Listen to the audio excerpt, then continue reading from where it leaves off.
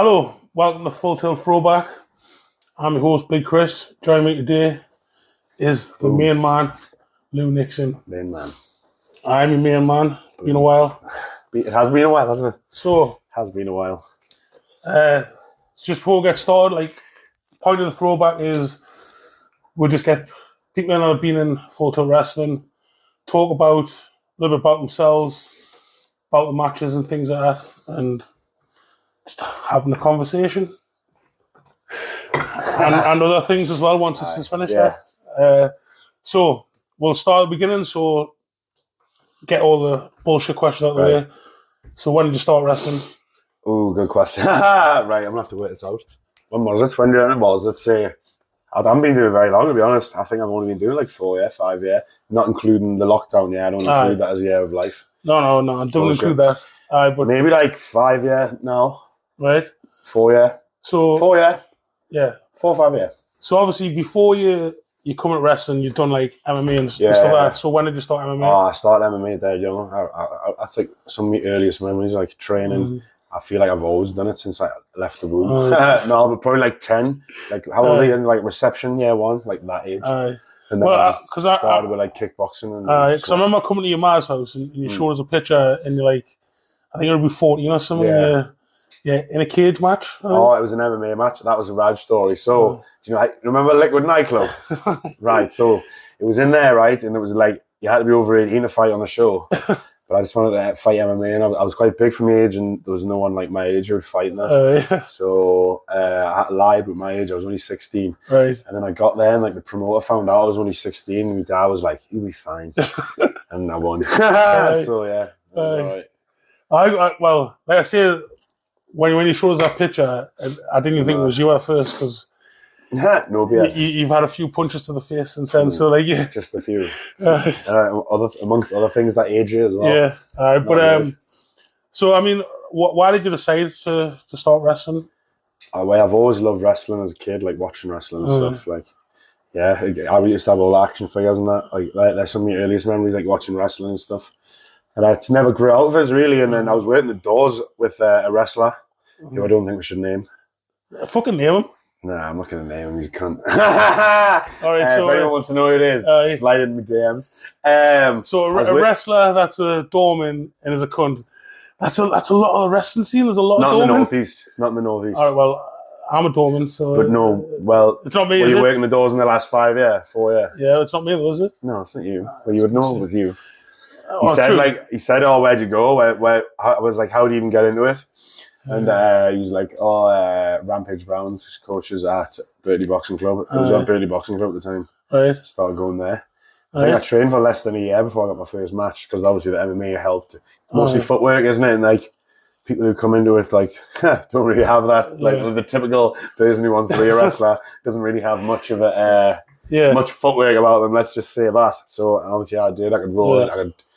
A bump is like getting judo thrown, you know what I mean? It's easy, like fucking. I've been doing it since I was a fucking kid, you know what I mean? So picked it up like that, and then it's obviously just learning like the psychology of wrestling and stuff, and like putting it in with my MMA style. So what was it like when you were first learning? Obviously, you have got some skills in that, and then you try to you get taught like obviously to pull back, you know. That was the hardest part. You got to find the balance because you gotta. I'm a fighter, so I can't throw a kick like half the rest of these people do on the scene. Do you know what I mean? My kicks have got to look like a fighter's kick. You know what I mean? So it's like I think now I've got the balance like as well of like making them look good. Some people still say I should put them in hard, and like I'm always down for that. Obviously. Well, see for me, it's like the style that you do. There's always two types of people. There's either the people that are just like acting, and then there's the people that can actually do it. So like I always find like people who are like legitimately like hard as fuck, are normally just like dead chill, super relaxed. And whereas I find like people who are like acting when they're like not in front of people, they try and act like an absolute cock end. They've always got to talk about being hard and just So. I mean, that was one of the things, like, when I first met you, like, I'd heard loads of shit about you, but I was like, he's actually quite cush. I am kind of curious. Well, before we start talking FTW, just talk like how I heard about you. Yeah. Right? So like basically, so like I think you mentioned this before. What was you say? I think you wrestled on one of Dean's shows, Dean nights, and then like obviously everyone does always talk about something. Yeah. So they're like, there's this new lad. He's called Lou Nixon. Does MMA? He thinks wrestling's real. I think wrestling's real. And like he just hurts people in that. So I was like, all right. And then I don't have hurt anyone. Nah. Well, but this is what I've heard. So like at the time, and what I was doing was I wanted to make like a list of wrestlers. So I remember that. I wanted to fight like all the hardest. So I put you on there just for the simple fact is that people were saying like before like thing was legit. Like obviously I was like, well, if he's gonna really hit us, then I can take it. But I was like, I was willing to like ready like for a fight. You're ready to go. Not a fight, but like I was like, if he hits us hard enough, then at least I know I can hit him back. And then obviously I put my list out, and I think you were the only person that was like interested in fighting this. I needed them bookings, mate. I needed them bookings. But also I think it was because of like my reputation. People were like, no, I didn't want to fight him. Well, and like I say, so I was the only one stupid enough, really. Yeah, but no, but I enjoyed the match. Like other than like the accident, it was good though, wasn't it? I think someone said it was the best Big Kris match they'd ever seen, and there's someone in the back. Was that you? No, but like for me, like whenever I have a match and when I'm talking to someone, like I always gauge like how willing they are to like not do everything I want to do, but like if I want to do something and they don't, and they've never done it before, then at least like there's like a compromise and like you work something out. Yeah. And I felt with you, it was like you were just like fucking, I will do this, we'll do this, and I was like, fucking get it. I don't give a fuck. It's wrestling, isn't it? Like we're all there to do have fun. For me, in my match, I'd much rather like have to like work really, really hard than like just rely on like, because we're two big men, we'll just do all the like fuck that shit. Stand up big man spots, because that's what he said. I was like, there was a time and a place for it, but like we didn't. Then. It wasn't then. Yeah, well, like I say, other than like the action at the end, like I loved the match and like lived up to my dangerous name by injuring you. And no, it wasn't me. It wasn't me. Shaggy said it wasn't me. It was just a freak fucking accident. Put my foot on the floor and then my whole body just decided to go, fuck you, Kris. Yeah, it was the tick boom on it. His finish. But again, I'm not laughing at that. That was move in it. That was another thing as well, though, is like other people I don't think I would have trusted, like if something had happened, to like be able to know the crack. Like you were like straight away. Like, I didn't know. I'd never happened to us in my life. It was like I hadn't even been wrestling like a year. But like you done the right thing. You tell everyone, this is not part of the fucking thingy. This is real. And then you went upstairs and tell everyone. Yeah, I did. I was like, he's fucked. He's his knee. Go and sort him out. I will, because normally, right, most people wouldn't know what the fuck to do. Do you know what I mean? Yeah. Like they would have been completely fucking. So like straight away, obviously when I was a bit better and I was a bit sorted, that was one of the reasons why I was like, well, I'm gonna like get Lou in FTW more, because I was like I thought you were cush already before like your fucking leg thing, but I was like and you fucking your messages in the hospital. Just I was like, well, that extra step. I was like, people are wrong about him. I was like, people are like fucking. Well, I think it was just because of the deathmatch thing, but then really. Everyone knew I was a threat. Well, I don't think you were a threat. Me, like, no, but like coming up in it, like people see who's this guy coming up. He might be able to do something. So rather than like work with him, I'm gonna shit on him. And look at me now.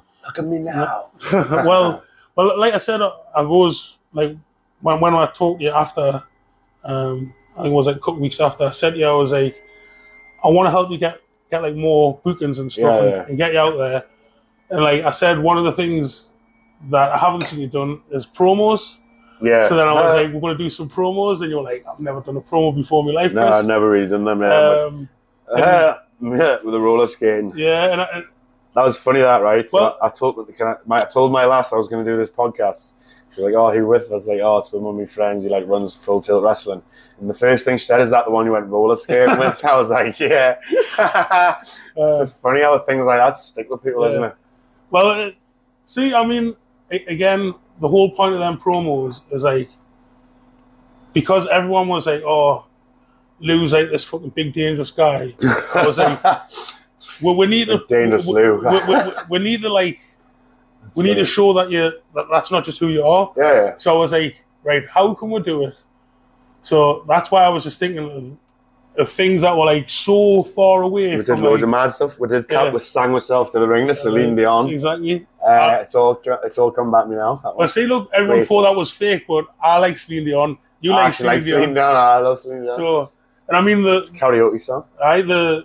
The whole Adventure Time thing as well, that was like a whole accident where both just happened. I would just noticed them. Have you an Adventure Time? I'm like, it was organic. Yeah, but like I say, I thought once you start doing like the promos, like people could see like there was more to you than just like the Well, you hadn't really done much, like as in like fucking hardcore stuff. No, I did a death match with Big Joe because I was watching. I think it was the first Spooky Slam. It was like after my second match ever. I was watching Big Joe and Caden wrestle each other in the main event in a death match, and I was like, I want to do that. Right. And like obviously, I wasn't able to do it straight away, but I kept on to it. And like to Danny O'Doherty, like years ago. I was still in the tag team and everything, and then they were like, right, we'll put you in the fucking main event against Big Joe. And it was, you know what, it was around the time when, David Arquette had his first death match. And Nick Cage cut him and he freaked out. Big Joe's messages are going, don't pull a fucking David Arquette on us and that. And I'm like, hey, fuck off. You'll see. And I think I fucking showed. And then obviously, I think that was then, it was like, I think it's because I did well in it. And people were like, oh, this isn't allowed. This new guy can't be good at death matches and be wrestling on all these, like, wrestling on good shows. Like, oh. But see, you can't be good and Big Joe's another one. When I met him, fucking cool as fuck and that. Like, again, people might think, fuck now, he's crazy and that, does all this mad stuff and that, but like, literally outside of the ring, he's just like fucking Like when he tells us he takes his band and that to school and that, I'm just like, covered in fucking blood. I'm like, oh my god. I'm like, great. I don't know how I could do that on a Monday morning prior, like a weekend of death matches, and then have to take the bands to school. I know. I'm going to look at it. It does my head in just normally. So. I was going to worry about going to the gym. So like, before like you actually done a death match, did you watch like any kind of like, obviously you would watch ECW, but I mean like proper death match wrestling? Nah. First death match I ever saw was Joe vs. Kid. Yeah. I swear to God. I watched ECW. But not like, I wasn't like watching, like, I remember more WWE ECW than that ECW, you know what I mean? But like, I looked into it and stuff and like, but yeah, like, nah, I'm a bit of a shit fan, really. I'm like, honestly, I do it like, it was honestly, it's like the people around us who got us into it, like Joe and Kate and I was saying, like, obviously I love the hardcore wrestling, like watching it when it was on, like ECW and any matches with stipulations, I always loved that. So I kind of just fell into that way. And then when I started looking, like, it wasn't until I became a wrestler. Okay, I don't even think I still am a wrestler, I'm just a big fucking idiot. But like, it was until I got into the world, like, I started looking into it and like, oh, what's this? What's fucking Tournament of Death? What's like CZW? That was around in like 2000 and fucking 14, 12, 2010, whatever, I don't know. But like years ago, and it's been around for a long time. And it's like, what the fuck? And like, and then like, we could probably get on to it later. XPW, I didn't realise that was around 20 years ago. And Sabu wrestled for them, fucking New Jack, and then he killed a guy. Like, fucking, you know what I mean? It's like, XPW, like, fucking, like, all I can remember is like there's on YouTube there's an XPW like fucking it's like the history of XPW like the whole. So I think it only went for like 2 years or something. Like proper fucking. It was ages ago, wasn't it? It probably exploded, man. But like literally they had what's it called? The dude New Jack Lady Killer was Vic Grimes. Vic Grimes, yeah. So like in their heavyweight fucking scene was like New Jack, Vic Grimes, some other big dude, I'm sure he's Madman Pondo or something like that. Yeah. And it was fucking, the matches I had, man, just unreal. Insane. Just like, because obviously it was just at the end of ECW, right? So like, obviously you'd see loads of shit, but like, they seem to like times it by 10. Yeah. And just the videos, because the dude that they've got commentating, every time there's a high spot, he just does this pure mad scream, goes like, ah!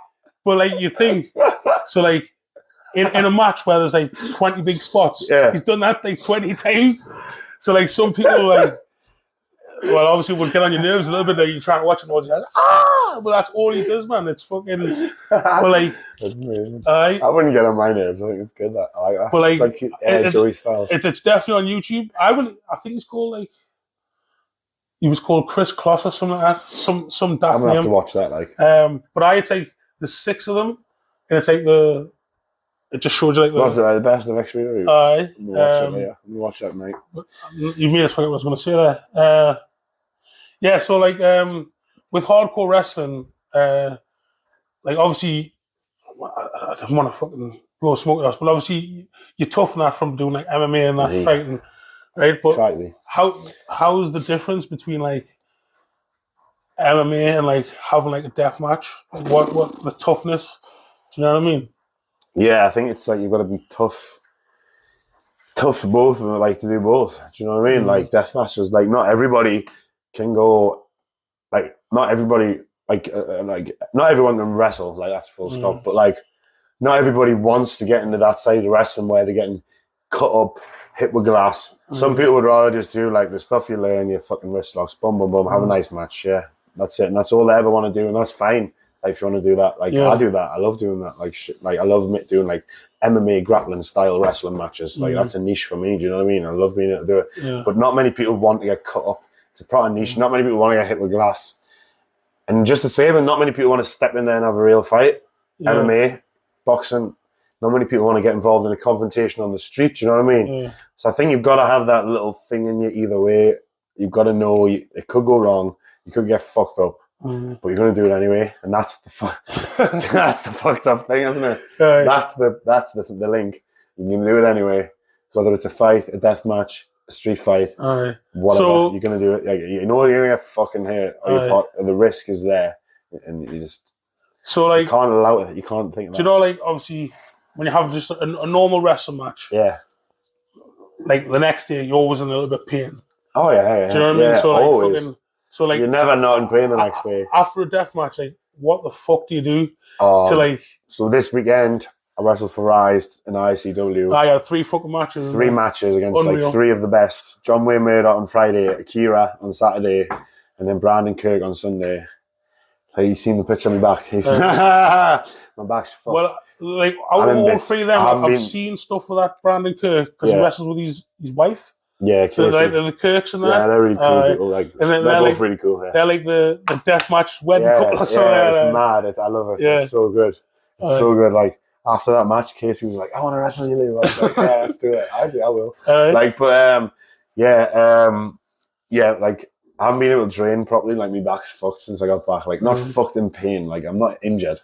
I'm just cut the fuck. Like even sitting here, like I move a little bit. I'm like Like I'm just cut the ribbons. So like, everyone else wrestles in a fucking t-shirt. Like I should probably do the same. But again, it's like I know the risk of not wrestling. You had like loads of. What was that to protect yourself? I had to get my arm glued shut on this side. Fuck. So Clint Margera, shout out to Clint Margera. He helped us glue it shut. It looks all right now. It's healing. And then this one was pretty deep. Where was it? That one. So it was just covering them deep ones, so like I didn't get more shit in them than that, really. Keeping myself together with tape. And then the last bump of the last show was a table bump through like loads of light tubes, and I got the biggest one of all on my back. It's like a fish's moof, but it's all right now. I heal well. I feel like a bit like I'm Wolverine. Like when I broke my leg, I healed like double quick. All right, rub it in. Fucking hell. It took me like 2 years. Jesus. It's age, man. It's age. It's not age. It's just. You're on better drugs than I am. I'm a clean athlete, mate. Clean athlete. The only one of ones in the northeast. Only one of ones in the northeast. Only one of what? Only one of the ones in the northeast. Yeah, that is true. Yeah. Aye. I'm in better shape than most of the ones that are full of gear anyways, but yeah, I digress. I digress. But anyways, so like, how do you... Muscles don't mean you can fight. Yeah. how do you deal with like... Because like, obviously, like them cuts and that, but like... See, I was talking about this the other day, like, I'm quite tough in that. I've been punched in the face loads of times. I've been chinned loads of times. But like, I think... Like, having something smash on my back, like glass, and cut this open. Yeah. No matter how hard I am, I think I would either scream out in pain or I would like start crying. That's me being honest, because for one, like, I don't mind like little cuts and blood, but like deep cuts, I can't stand deep cuts. Like, my daughter cut her leg once, like down to the bone, and I was useless. You told us about that. I was useless for about 4 hours because I was just like, oh no, I'm gonna be sick. And then I couldn't, like, every time I even saw, I just felt like fucking ill. So like, how do you do it? I don't mind it, me. Like, when I injured this arm, right? This just shows like you've got to have it in you or you haven't, like, you know what I mean? So I was an idiot. It was when I broke my leg, I was on a crutch, I was drunk and I was locked out of the house. So I punched the double glazing window through in a rage. And I looked at my arm and like I could see all the fat and the tendons were snapped and that. And I was like, oh dear. And like I took my jacket off, wrapped it around us, lay on my back, rang an ambulance. And like that's the type of shit you better have in here, isn't it? You know what I mean? It's like the switcher, like most people would panic so much they'd bleed out and die on the spot. Like that's what they said, like most people would panic and die. I was like, that far away from the artery.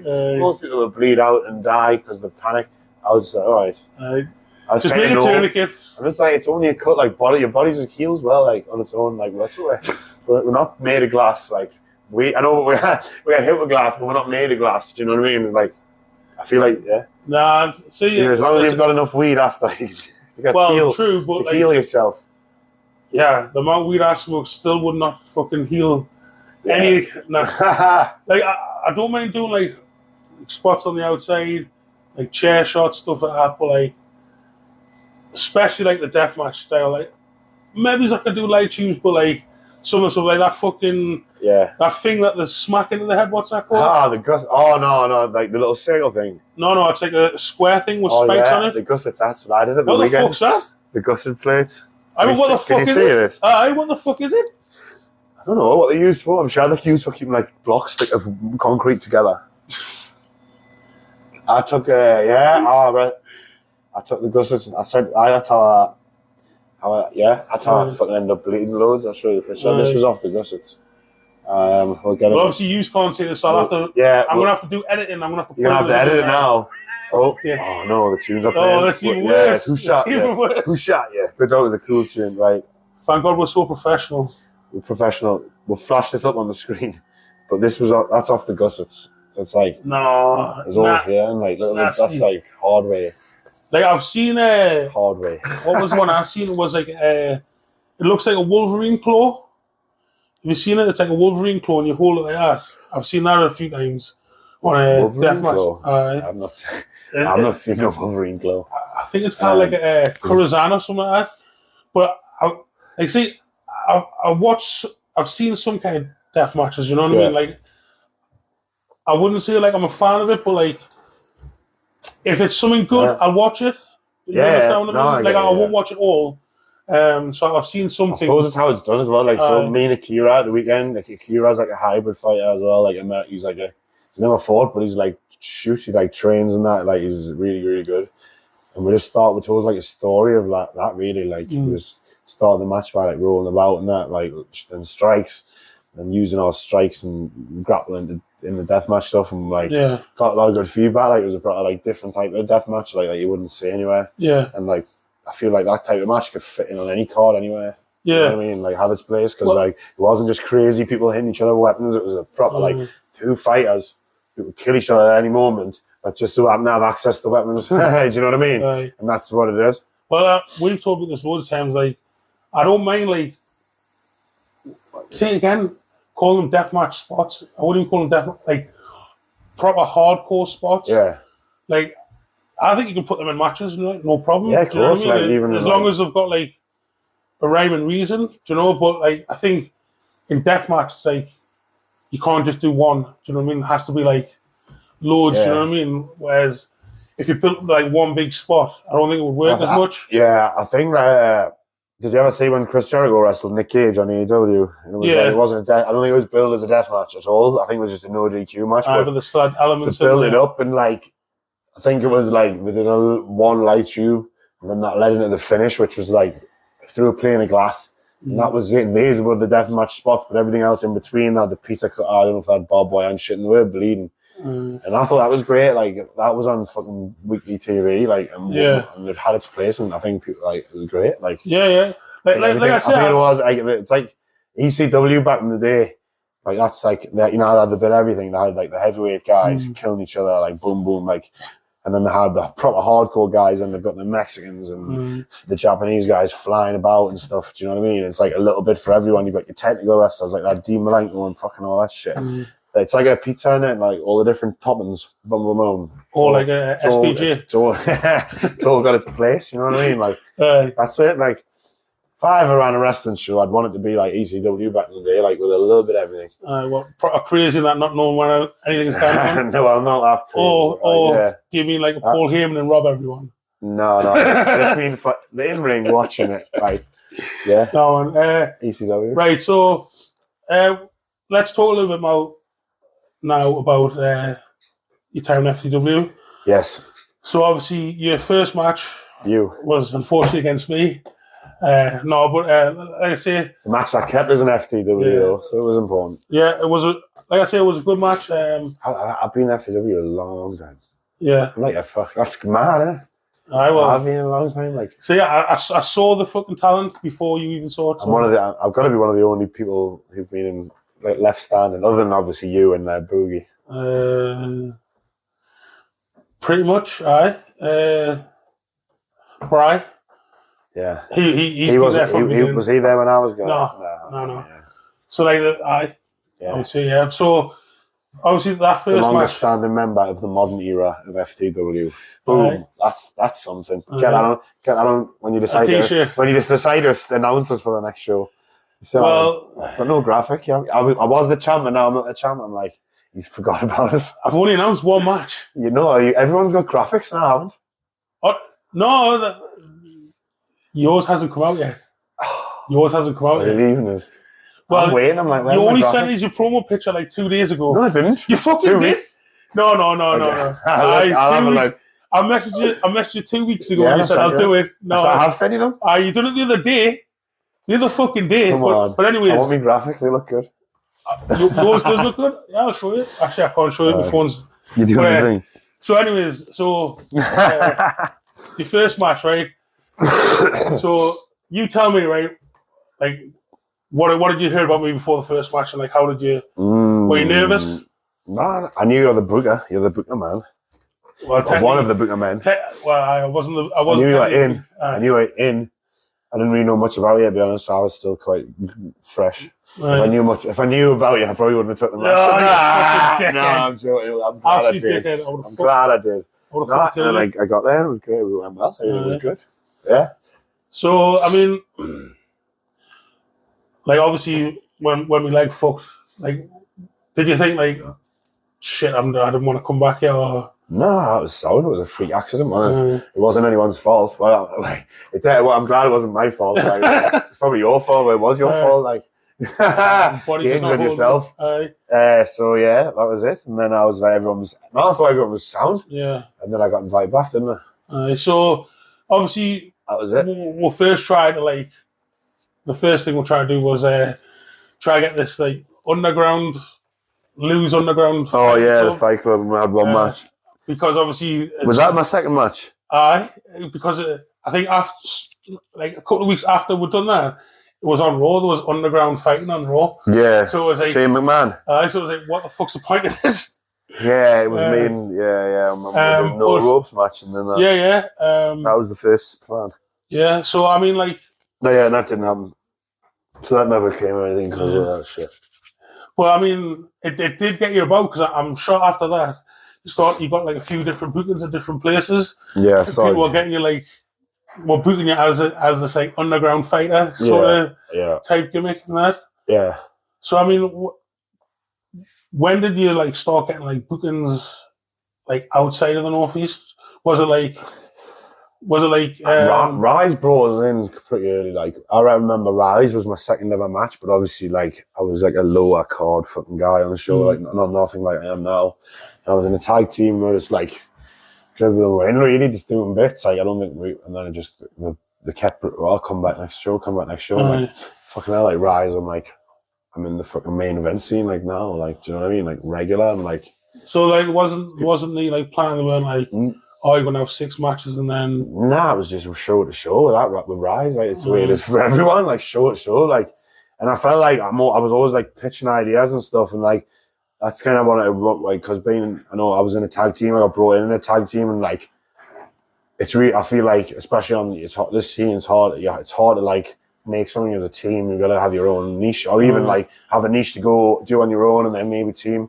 So I was like, I want to do death matches and like show like, MMA in a deathmatch style and all that, and like eventually let us do it, and I stuck with it and ran with it, and then people give you shit, but then full circle. Yeah, all those people who I got shit off. Now for matches. I think I've shut on now messaging us for matches and bookings. Yeah, it's crazy. But yeah, it's like yeah, but like as I said before, look at me now. No, well, I mean, fucking. You put in the work, so I mean, you deserve it. You know what I mean? It's not like fucking. It's not like you've like politicked your way to where. Oh, I've got no time for that. There's obviously some blood, sweat, and tears that have been put into it. Yeah, I'm not a politics thing. Like fuck that shit. Yeah, it was work. Obviously, I think getting in good shape helped us get a lot of bookings. Like right now, I'm looking at my busiest year ever. It's February, so like, I'm looking at my busy already. Like I had to buy a real diary. Somewhere. You still wouldn't fucking keep it up to date though. I'd buy a diary. I have a diary. A real diary. A real diary. How many pages you wrote in? All my wrestling bookings for the year so far. Oh, right. It's not like a journal, like a school kid's diary. It's not like Dear Diary. Today I fucking ate chicken and did a podcast with Big Kris. No, it's like a diary to like organise my life. It's like my business, yeah. I'm going back to Italy and stuff. That'd be good. We go. So obviously, you've been the champion. Yeah. Heavyweight champion. So I mean, I want that back. It was a lovely belt. Well, Adonis has got it. I did things with that belt that year we can't see on camera. That's why he got it clean when he got it. This is a running, recurring problem. Someone's messed around with the camera. Oh, have I knocked it? It's a running, recurring problem. You've had that camera on me for about 10 minutes. On you? Oh, it's all right. I didn't do that, right? It was him. It's fine. It's a recurring problem. Some champions like to do things with the belts. No, it's nothing like that. It wasn't anything. Well, it wasn't out like... Yeah, nothing like... he's fucked himself. No, listen, wait, I'm trying to say it. Nothing like What? I can't really say no. Yeah, because he can't, because if he does, then he's going to get in trouble with his girlfriend because he's done some of that belt. No, He's fucking No, nothing like that. Well, why can't I not? Why? What you done with the belt that's dirty then? Nothing dirty. You just said it wasn't dirty. What was it then? It was just something like I can't say on camera. Were you naked? No. Oh, that's all right. I was fully clothed. That's all right. Doesn't need disinfected that much? No, it wasn't like that. It was like just something. I'll tell you later. All right, it better be funny. Yeah, that's great. I'm going to put it on the end of the podcast anyways. Yeah. I'll put it on anyways. I don't give a fuck. It's all right. Carry on. All right. I'm stoned now. Right. So, anyways, trying to work out what I've done with the belt. Yeah, I am. Anyway. All right. So, anyways, see, it's been this long since I've done it, and I shouldn't have had that smoke before I come here. So I'm like a bit fucked now. Right. Yeah, so this point of the podcast, we'll do what we'll call is give you control, right? So you can take any point in FTW, right? And then you can like book it for yourself. So what would you have done differently? Right. I remember he's brought us in, right? And I won like 4 matches in a row. And then I just started losing every time to like people who shouldn't. I'm sure I was booked to lose a submissions match at one point. Like, what the fuck was all that about? Like, me, come on. Right. All I'm going to say, that win streak should have fucking kept going. All I'm going to say, right? I know it wasn't you. I got vetoed every time. I know.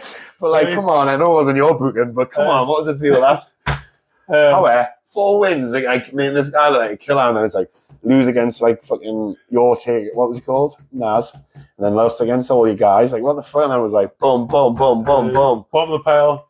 And I was like, what the fuck? And then we'll have a 2-year break, and then you come back and champ. Yeah. Yeah. And then I started going. That was a good streak. That was the best time in XPW for me when I won the belt. I was booking then. I won the belt. First defense against Nico. Yeah, that was. And I remember you got to me. You're like, Lou, do well. You'll get like you do well. You get your Italy. And I think I did well. And what happened? I got Italy. Like eventually, like, and then I'm going back again this year. And then who else did I wrestle after that? Was it Krieger after that?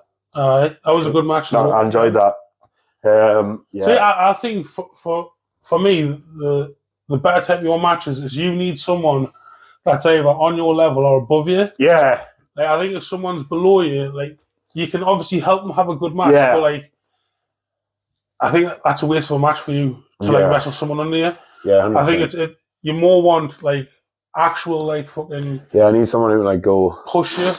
That brings it. Someone who bring out like I know like you've got to be good, but at the end of the day, I've only been doing this like 4 or 5 years. So I'm no ring general. I'm no ring leader. But so I do need someone in there with me who's like my level or above, and like we can work and who wants to bring out the best. Yeah, because I mean, like, obviously the Northeast is weird because obviously it's like you've got like people that have been wrestling for a long time, newer wrestlers. Yeah, and sometimes the skills is like, you know, different. You can have really good or you can have really shit. But like, I think like some people, like me myself, I like working with people who are like newer, so that I can help them. Yeah. I like helping people, and like I think with you is that you're more like you need competition. Yeah. So like to have like a good match out with you, I think if someone's not on your level, then no fault of yours or no fault of them, it's not going to be a good match because like obviously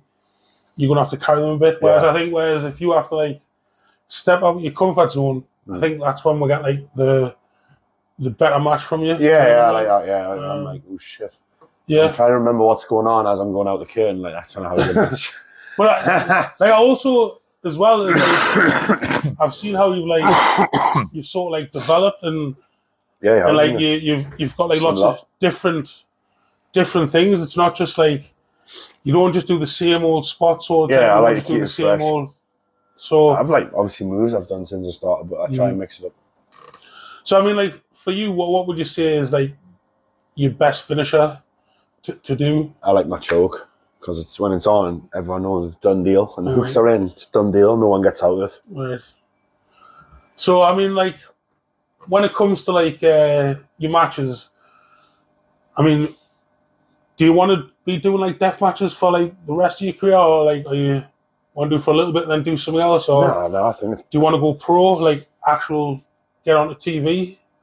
Just take each day as it comes, innit? Like you don't even need to be on TV to make a living doing this shit now, do you? No, well, you don't. But like, obviously, I'd like to get on TV. Some people that's like. So obviously, AEW has more attraction to me than WWE because AEW, I feel like I could still do this hardcore shit to do the lights out matches and that. WWE, obviously, if they offered us a contract, it'd be stupid not to take it. Yeah. Like, fuck me, like, of course you would, but like, I just take each month as it comes, really, and season. Because obviously, your match on Saturday it's against like Drake Younger. Yeah, and he was like a top deathmatch star, and then he went to WWE, like as a ref. Yeah. So I mean, like, do you think they would you like when I first saw you that he signed? Because obviously I knew he was a deathmatch wrestler. I thought the reason that signed him was they wanted to do like more sort of like extreme matches, and they needed someone with like the experience, like in the match to be like, right, this is what you need to do, sort of thing. Like, that's what I thought it was there for. But then they've only really had like a couple of blood things, and like they weren't really that I'd say the most extreme one was probably Randy Orton's like when he got forearmed off Brock Lesnar. Hard with him. Well, obviously it wasn't. Was? What to say? Well, I would probably say that was manufactured. Nah, I've watched it. Like I've zoomed in and stuff. Like I don't know. Well, he was split open properly. So you don't think he was cut and glued up and then reopened again? Yeah, that's one maybe. Yeah. So I mean, like, do you think that would be something that would think? So, like, if say, like, WWE was like, we don't want to give you contact as a wrestler, but we want you as a referee to be able to do stuff like that, to, like, show the guys how to do, like, the hardcore spots and, like, how to... So is that what Drake Younger did? Is that what he was a referee, but well, that's what I thought he was signed for. Because if you're going to get signed, like, the top deathmatch wrestler at the works, I'm sure when they signed him, he was, like, fucking... He was at the top. Do you know what I mean? Like, he was, like, the... Yeah. And then they signed him, and obviously he's went and been a ref. Well, that's what I mean. No, of course I wouldn't. I wouldn't be a ref. Nah, it's not for me. That like, for one, I've only been doing it like 5 years, so I wouldn't be able to show the hardcore guys that would go on. Like, imagine me telling Randy Orton how to do a fucking hardcore spot. I'd probably like, who's this? Like, you know what I mean? I'm only 27. Like, so that doesn't know. Not being a ref. You may know how to cut someone open better than anyone else in the fucking. I would say thanks, but no thanks. WWE. There's your fucking referee's contract with hardcore. What's it, like a road agent deal? Executive. Fuck that. No, it's not for me. Not for me. So do you think you'll ever stop doing deathmatch wrestling? Probably not. So probably not, like, we're gonna like in 30 years' time we'll say like 50-year-old fucking Grandad Lou and that fucking. No, well, hopefully I'll be retired and rich by then. Do you know what I mean? Like, no, hopefully I'll be like 30 years. I'm 57. 57, I'll be retired and rich. Yeah. Or dead. Nah. No. Nah, you haven't partied that hard. Yeah. Die at 57, you got to party fucking canny hard, like. I've said that's still 30 years of partying. I have a fucking hard party, you know what I mean? So, I think we're done. I'm a bit stoned. All right, so let's have a joint. Another one, So before we go, like obviously you're wrestling this Saturday. For XPW. XPW mental. Against Drake Younger. Is it a full death match? Death match. Nice. So apparently American light tubes are different to ours. It's thicker. And they've got less fucking health and safety standards than us as well, so... It means now with me, tube to tube, innit? Well, they probably got more shit in theirs. Yeah. But, so I mean, like, the XPW was saying before is like, this isn't just like a one-time deal. No, it's not. It's they've given us 7 dates across the year. So I'll be there back and forward all year. That's fucking cool. Waiting for them. So, how, like, also I'll put all your... going to come back in here. Just coming in. I'm going to put all your social media shit on the post, but like, just tell everyone where to find you, where to look for you, where to buy your shit. This t-shirt, just DM us on Instagram. Lou Newton 17 on Instagram. Just DM us. Just come in. And we're just signing off. It's all right. Lou Newton 17 on Instagram. What's the Twitter? Big Lou Nixon on Twitter. I don't really use my Facebook page, but Lou Nixon on Facebook as well. That's that. Buy your shit. Buy the shirts. All right. That's a good end on that.